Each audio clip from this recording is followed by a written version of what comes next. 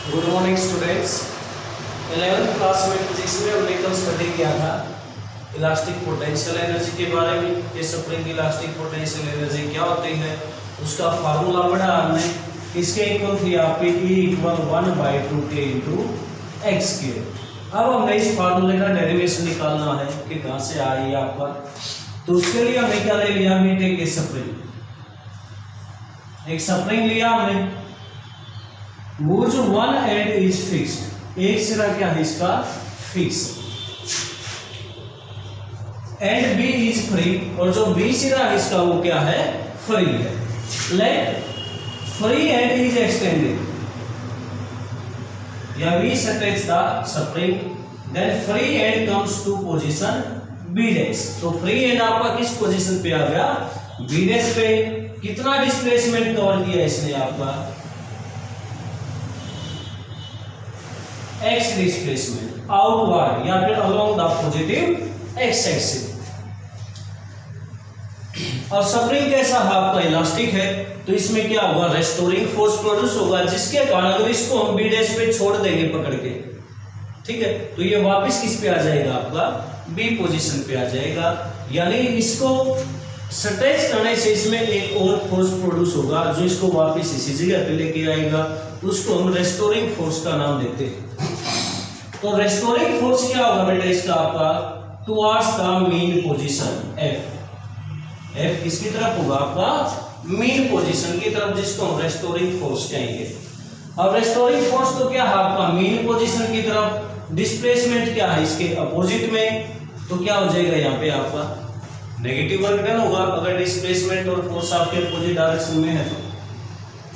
इसको now let object is displaced through infinite decimal small displacement dx। हमने b dash से भी आगे इसको थोड़ा सा अटैच कर लिया, कितने डिस्प्लेसमेंट से, b डैश सॉरी dx, ये आपका b था, ये आपका b डबल डैश, ये डिस्प्लेसमेंट ले लिया हमने dx। तो स्टडी करते हैं इसका expression. Let us consider an elastic spring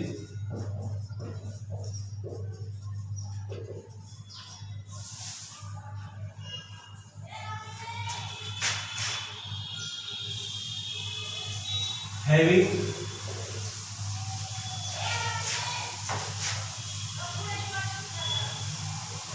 a fixed and B is free।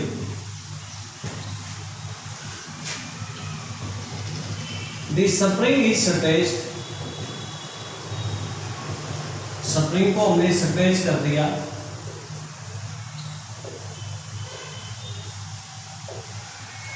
Through displacement x.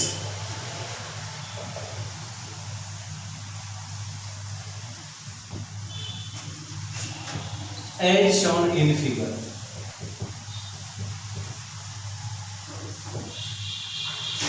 then a restoring force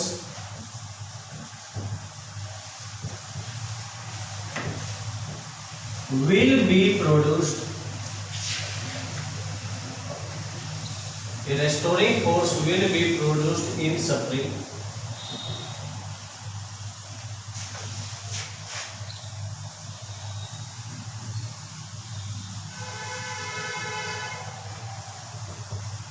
that is directly proportional to the displacement, या such that लिख लो कल, such that जो restoring force होगा आपका directly proportional to displacement, और F आ जाएगा आपका -KX। तो जितना ज्यादा खींचेंगे रेस्टोरिंग फोर्स उतना ही ज्यादा होगा। Here K is the constant for proportionality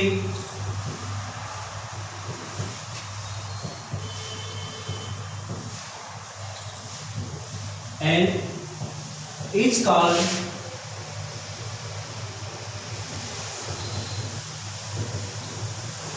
spring constant या फिर फोर्स कांस्टेंट या फिर स्प्रिंग फैक्टर भी कहते हैं इसको। Negative sign shows that F acts towards mean position। जो फोर्स होगा रेस्टोरिंग वो किसकी तरफ होगा? आपका मीन पोजीशन की तरफ, या फिर in opposite direction to that of displacement.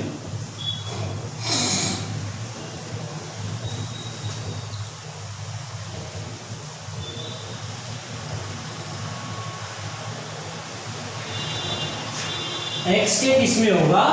Opposite में होगा। नाउ फोर्स आ गया हमारे पास, फिर हमने स्प्रिंग को क्या किया? बहुत कम डिस्प्लेसमेंट dx से फोर्स अटैच कर दिया, तो कुछ ना कुछ काम करना पड़ेगा हमें रेस्टोरिंग फोर्स के अपोजिट में और एक्सटेंड करने के लिए। तो वो वर्क डन निकालेंगे अब पहले स्मॉल डिस्प्लेसमेंट के लिए, फिर टोटल डिस्प्लेसमेंट के लिए। Now amount of work done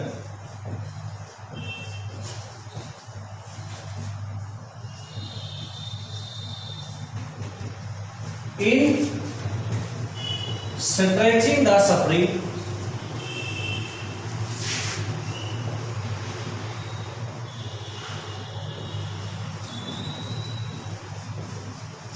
through small displacement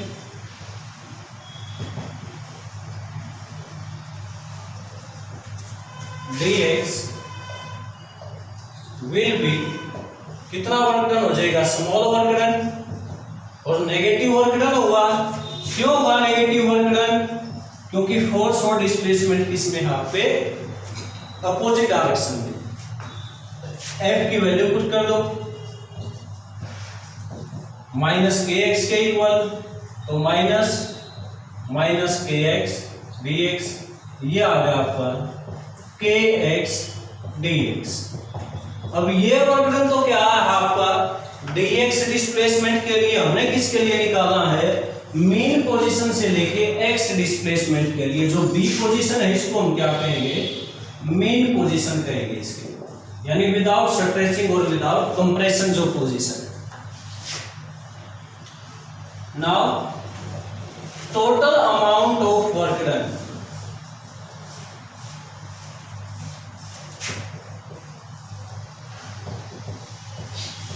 in stretching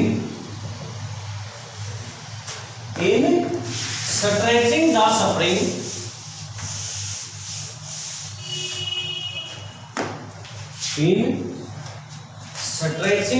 spring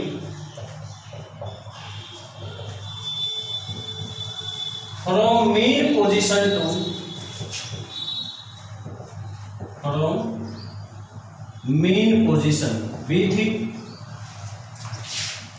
to displacement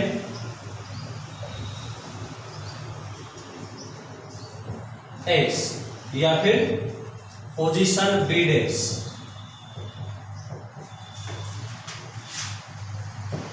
is given by total work done क्या हो जाएगा? इंटीग्रेशन कर दो इसका, जो आपका dx के लिए है स्मॉल का, वैल्यू पुट कर दो kx dx। मीन पोजीशन से एक्स डिस्प्लेसमेंट तक, तो मीन पोजीशन पे डिस्प्लेसमेंट 0 आपका, के बार आ जाएगा, यहां से कांस्टेंट है तो x का इंटीग्रेशन कर देंगे हम। और वी नो दैट जो इंटीग्रेशन है आपका उसका क्या फार्मूला है? अगर x की पावर n है, यहां लिख देता हूं मैं, x की n dx इसके इक्वल होता है ये x की n + 1 by n + 1 के। इसमें n पावर की जगह कितनी है? 1 पावर है, तो कर दो इसका integration. w equal k 1 power में 1 जोड़ देंगे 2 हो जाएगा, 2 से डिवाइड 0 to एक्स, यानी कि एक्स की जगह अपर लिमिट एक्स ही है, माइनस एक्स की जगह लोअर लिमिट, लोअर कितनी है 0, तो 0 का स्क्वायर बाई 2 हो जाएगा। ये वैल्यू 0 होगी तो क्या बचा आपके पास k into x square by 2, और W equal 1/2 k into x square. ये वर्गन आपका किस फॉर्म में स्टोर हो जाएगा, elastic potential energy of spring.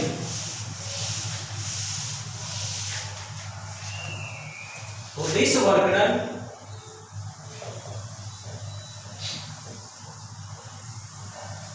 किसके अगेंस्ट, रेस्टोरिंग फोर्स की।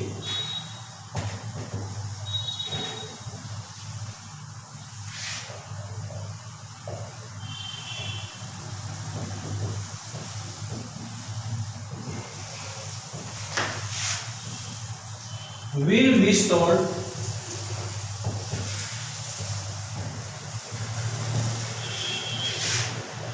in the form of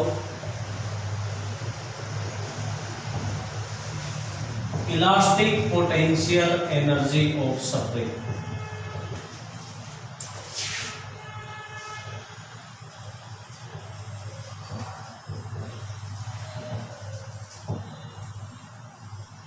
और E equal W equal half के एक्स के, ये आ गया। नेक्स्ट है फिर इसके बाद आपका,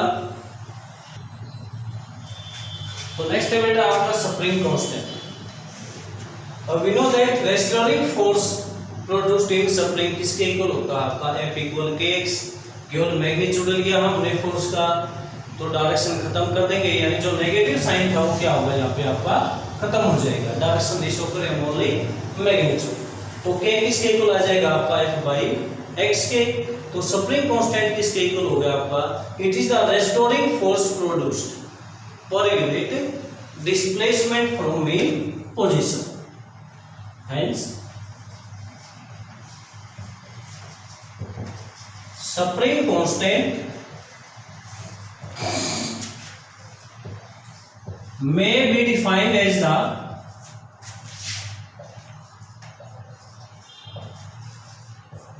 restoring force produced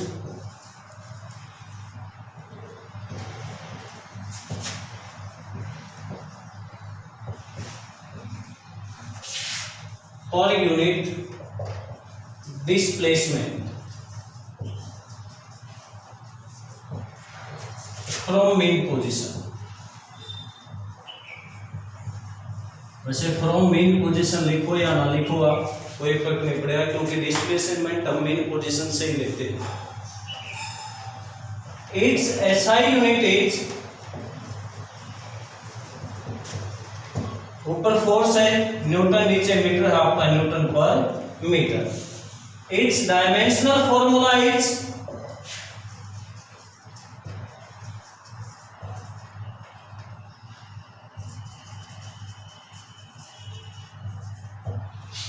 dimension formula क्या है, फोर्स का क्या होता है आपका m1 L1T माइनस, नीचे डिस्प्लेसमेंट का L1, तो ये आ गया आपका m1 L1T माइनस 2, ऊपर जाके ये आपका L1 माइनस का हो जाएगा, तो ये आ गया आपका m1 L0T माइनस 2।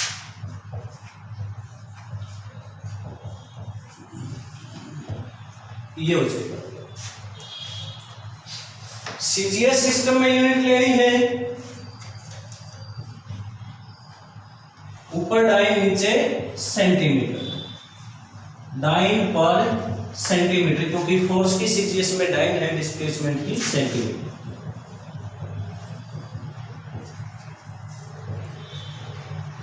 ये हो जाएगा अबाउट समथिंग कांस्टेंट।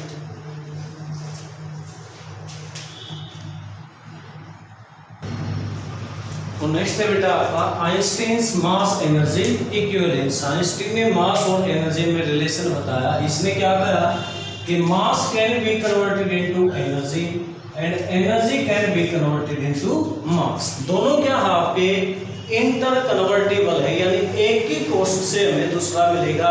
यानी जहाँ पे मास खत्म होगा वहाँ एनर्जी मिलेगी, जहाँ एनर्जी कंज्यूम हो रही है वहाँ पे हमें मास मिलेगा। और फॉर्मूला दिया इसने E equal m c square. M है यहाँ पे mass of body, c is the speed of light. यानी एम मास के डिसअपियर होने से जब आपका एम मास डिसअपियर हो जाएगा तो कितनी एनर्जी मिलेगी हमें? E एनर्जी मिलेगी। लेट अगर हमने 1 किलो मास ले लिया, एम इक्वल 1 किलोग्राम, देन कितनी एनर्जी मिलेगी इससे हमें? 1 इंटू स्पीड ऑफ लाइट कितनी है? 3 इंटू 10⁻⁸ मीटर पर सेकेंड। इसका स्केल कर दो। और सी आपका होता ही है कि मैं लिख भी देता हूं यहाँ पे।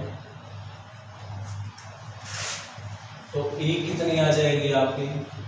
1 इंटू स्केल कर दो 9 इंटू 10⁻16 और E आ गई आपकी 9 into 10⁻16 joule. Hence 1 kilogram mass is equivalent to 9 into 10⁻16 joule energy. यानी 1 किलोग्राम मास के डिसअपियर होने से हमें कितनी एनर्जी मिलेगी?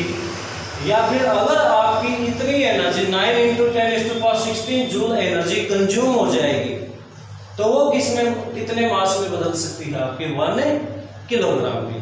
एक बात और क्लियर हुई इस कंसेप्ट में कि जब एनर्जी मास में या मास एनर्जी में बदलेगा तो दोनों को अगर हम मिला दें, मास प्लस एनर्जी, अगर हम दोनों को लें मास प्लस एनर्जी, तो ये किसको ओबे करेंगे? आपके लॉ ऑफ कंजर्वेशन को ओबे करेंगे।